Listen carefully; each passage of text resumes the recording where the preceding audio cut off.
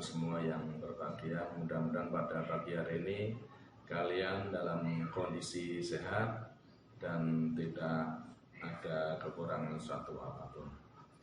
Baik anak-anakku, pada kesempatan hari ini Pak Ari dari bimbingan konseling ingin menyampaikan materi yang berkaitan dengan kenakalan remaja dan cara menghindarinya. Nah, anak-anakku, kenakalan remaja dalam studi masalah sosial dapat dikategorikan ke dalam perilaku menyimpang. Dalam perspektif perilaku menyimpang, masalah sosial terjadi karena terdapat penyimpangan perilaku dari berbagai aturan-aturan sosial ataupun dari nilai dan norma sosial yang berlaku. Nah, perilaku menyimpang dapat dianggap sebagai sumber masalah karena dapat membahayakan tegaknya sistem sosial. Penggunaan konsep perilaku menyimpang secara tersirat mengandung makna bahwa ada jalur baku yang harus ditempuh. Perilaku yang tidak melalui jalur tersebut berarti telah menyimpang. Anak-anakku yang berbahagia, hal yang relevan untuk memahami bentuk perilaku tersebut adalah mengapa seseorang melakukan penyimpangan sedangkan ia tahu apa yang dilakukan melanggar aturan. Becker dalam Sujono Sukamto mengatakan bahwa tidak ada alasan untuk mengasumsikan hanya mereka yang menyimpang mempunyai dorongan untuk berbuat demikian. Hal ini disebabkan karena pada dasarnya setiap manusia pasti mengalami dorongan untuk melanggar pada situasi tertentu. Tetapi mengapa pada kebanyakan orang tidak menjadi kenyataan yang berwujud penyimpangan? Sebab orang dianggap normal biasanya dapat menahan diri dari penyimpangan. Masalah sosial perilaku menyimpang dalam kenakalan remaja bisa melalui pendekatan individual dan pendekatan sistem. Dalam pendekatan individual, melalui pandangan sosialisasi, berdasarkan pandangan sosialisasi, perilaku akan melakukan ataupun akan diketahui atau diidentifikasi sebagai masalah sosial apabila ia tidak berhasil dalam melewati belajar sosial atau dalam kata lain dalam bersosialisasi.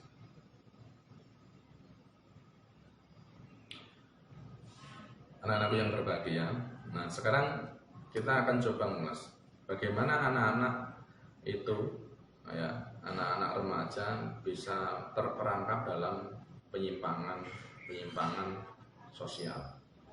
Dalam arti kata bahwa anak-anak tersebut, remaja tersebut masuk ke dalam perilaku menyimpang seperti kenakalan remaja. Nah, berikut ada beberapa penjelasan. Ya, tentunya berdasarkan perspektif seorang remaja. Balik kepada definisi awal berkaitan dengan kenakalan remaja. Kenakalan remaja pada definisi awal adalah suatu tindakan menyimpang atau tidak dapat diterima sosial. Pertanyaannya adalah kenapa remaja melakukan pemberontakan? Nah, ada 3 hal yang menjadi peran penting kenapa remaja bisa masuk ke dalam kenakalan remaja. Ada tiga hal yang menjadi peran penting. Yang pertama adalah berkaitan dengan keluarga. Yang kedua, pergaulan. Dan yang ketiga adalah remaja itu sendiri. Baik, Mari kita ulas satu persatu. Pertama, berkaitan dengan keluarga. Ya, siapa yang punya peran penting dalam keluarga? Ketika orang tua otoriter, maka yang kita sebut sebagai kenakalan remaja akan muncul dalam artian ingin memberontak. Sementara kalau orang tua permisif, remaja malah akan mencari cara atau mencari-cari perhatian dengan segala tingkah lakunya, yang kemungkinan besar menjurus kepada kenakalan remaja. Bahkan orang tua yang demokratis sekalipun. Nah, ini menjadi menjadi sebuah pelajaran bahwa hal-hal yang menjadi pemicu di dalam kenakalan remaja juga bisa lahir di keluarga. Kemudian bagaimana kenakalan remaja itu muncul? Tidak harus dari sumber keluarga itu sendiri. Bisa saja yang kedua adalah tentang sumber yang berperan penting dalam kenakalan remaja, yaitu pergaulan remaja itu sendiri. Bahwa tekanan teman bisa saja menjadi pemicu. Ya, tekanan, ya, bullying oleh teman, sahabat. Apakah itu yang namanya rasa solidaritas, ingin diterima, dan sebagai pelarian benar-benar ampuh untuk mencuatkan kenakalan remaja, yaitu berlaku menyimpang yang dilakukan oleh remaja. Kalau di dalam keluarga, remaja memberontak atau mencari perhatian yang menjurus ke tindakan kenakalan remaja demi orang tua. Nah, kalau di dalam pergaulan biasanya karena remaja ikut-ikutan, remaja ingin tahu, rasa ingin tahunya tinggi, sehingga dia ingin bisa diterima oleh kelompoknya, kemudian dia masuk ke dalam kelompok tersebut, karena akhirnya ketika ada perilaku negatif, dia akan ikut juga. Nah, yang ketiga adalah remaja itu sendiri. Pada hakikatnya, apa yang dilakukan oleh seorang remaja ketika mencoba menarik perhatian dari orang tua, terlebih lagi teman, adalah untuk memuaskan diri remaja itu sendiri. Bahkan bukannya apa yang ia inginkan untuk dirinya sendiri, bahkan bukannya apa yang terjadi kalau memang remaja tersebut punya hati yang besar, menyadari bahwa dia tidak akan bisa mendapatkan perhatian itu. Pasti dia bisa untuk tidak terperosok dalam jurang kenakalan remaja. Baik anak-anakku, nah sekarang apa jenis-jenis dan sebab kenakalan remaja? Ya, berikut kita coba mengulas satu persatu. Ya, ada beberapa jenis-jenis kenakalan remaja. Ya, kita bisa lihat di luar lingkungan kita sendiri, di luar sekolah ataupun di lingkungan keluarga kita. Ada beberapa jenis yang berkaitan dengan kenakalan remaja. Yang pertama, ya, berkelahi atau tawuran,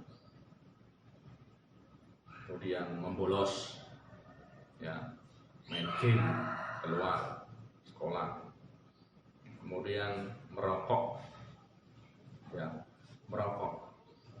drugs, minuman keras, ya, pacaran di luar batas, geng, ya, dengan kegiatan negatif, melakukan tindakan bullying, perbuatan pelanggaran etika dan sopan santun,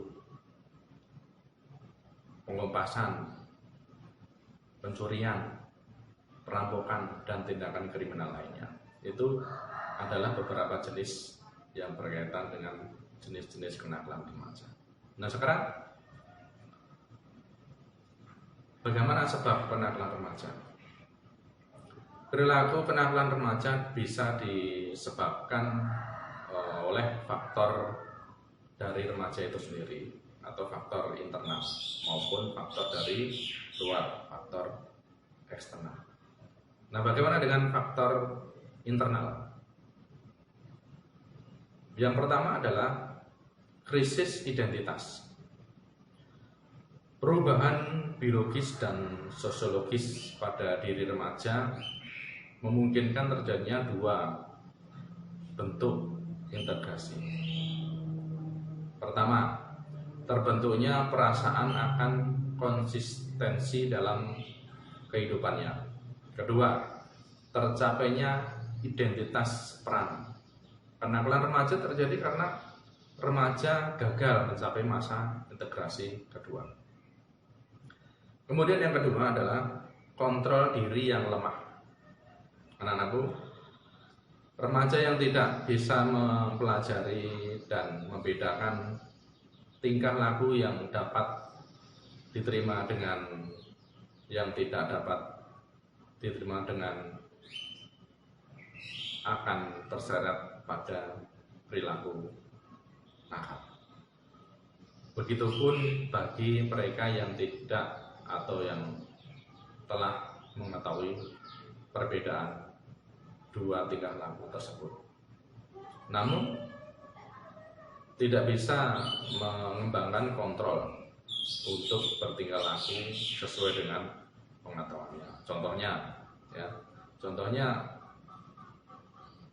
penanaman kaidah-kaidah agama yang kurang, penanaman kaidah-kaidah agama yang kurang kuat di dalam diri dan keluarganya. Kemudian kurang kuatnya pendirian remaja, labil. Biasanya remaja akan mengalami ketidakseimbangan. Dia akan mengalami kelabilan, labil dalam berpikir. Nah, bagaimana dengan faktor eksternal?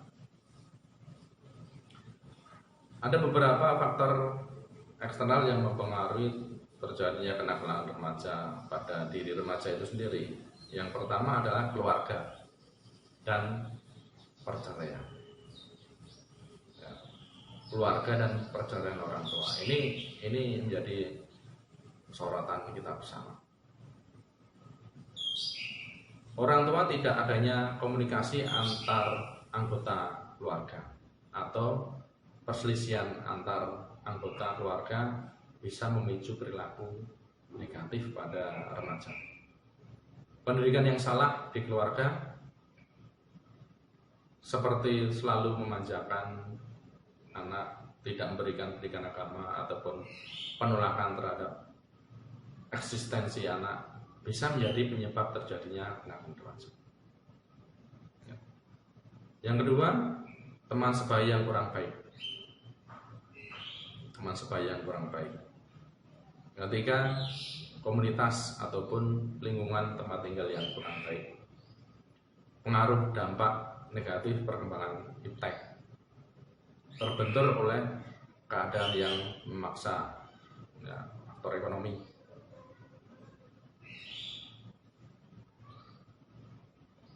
Baik, kita lanjutkan anak-anakku. Bagaimana akibat yang ditimbulkan oleh kenakalan remaja? Baik, kita coba bahas satu persatu. Ada beberapa dampak yang diakibatkan oleh kenakalan remaja. Yang pertama adalah dampak bagi diri remaja itu sendiri. Akibat dari kenakalan remaja yang dilakukan oleh remaja akan berdampak bagi dirinya sendiri dan sangat merugikan baik fisik dan mental. Walaupun perbuatan itu dapat memberikan suatu kenikmatan, akan tetapi itu semua hanya kenikmatan semu sesaat. Dampak bagi fisik yaitu seringnya terserang berbagai penyakit karena gaya hidup yang tidak teratur. Sedangkan dampak bagi mental yaitu kenakalan remaja tersebut akan mengantarkan kepada mental-mental yang lemah, berpikir tidak stabil, dan kepribadiannya akan terus menyimpang dari segi moral yang pada akhirnya dia akan mengalami kelabilan dalam etika, pelanggaran etika, estetika, sopan santun, sehingga oleh masyarakat juga akan diberi label yang negatif.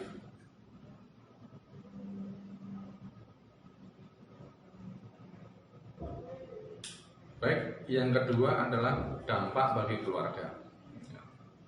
Anak merupakan penerus keluarga yang nantinya dapat menjadi tulang punggung keluarga apabila orang tuanya tidak mampu lagi bekerja.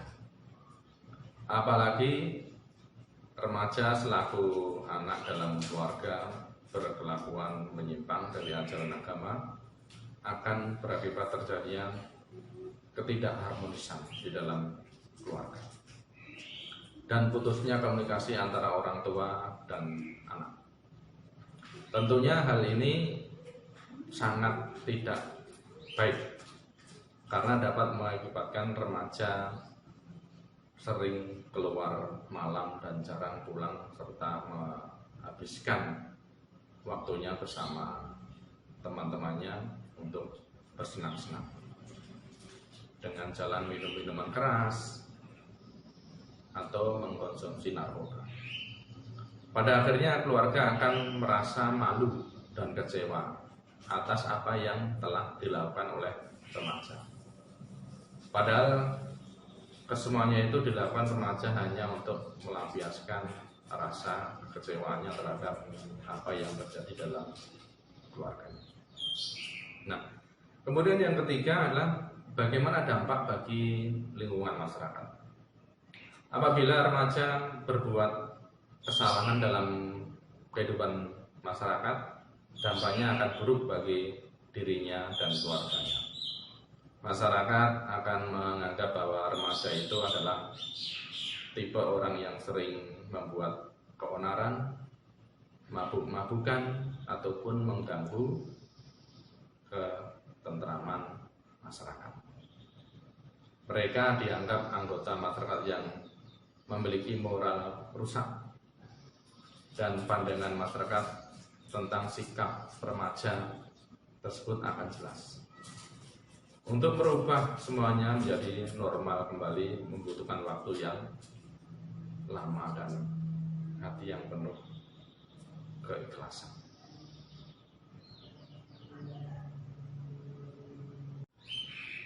Baik anak-anakku yang berbahagia, kemudian bagaimana cara-cara mengatasi kenakalan remaja?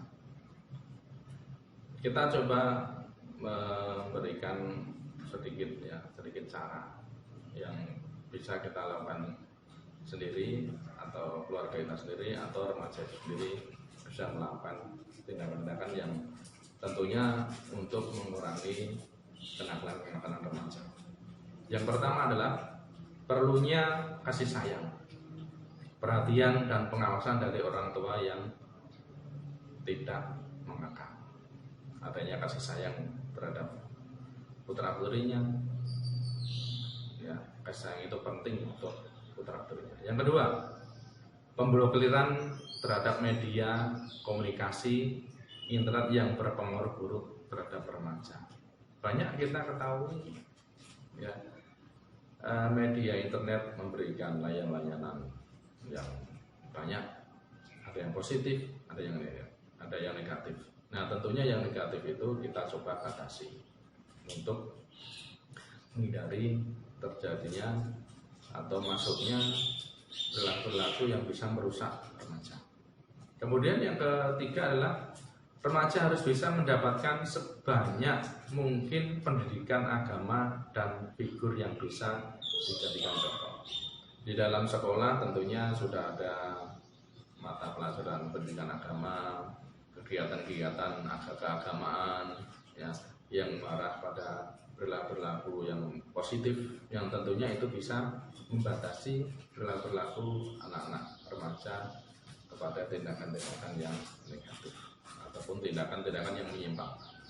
Kemudian kemauan orang tua untuk membatasi anaknya keluar rumah dengan membenahi kondisi keluarga sehingga tercipta keluarga yang harmonis, komunikatif, nyaman dan enak bagi komunikasi antar orang tua dan remaja itu sendiri.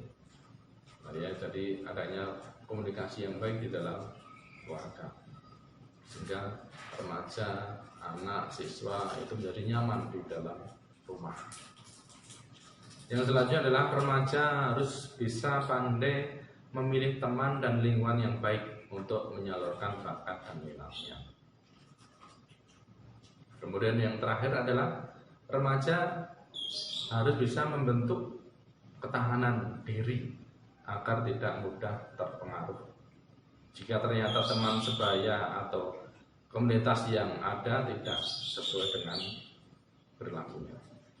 Nah, anak-anak yang berbahagia, demikian materi yang bisa Pak Ari sampaikan, mudah-mudahan bermanfaat untuk kita semua.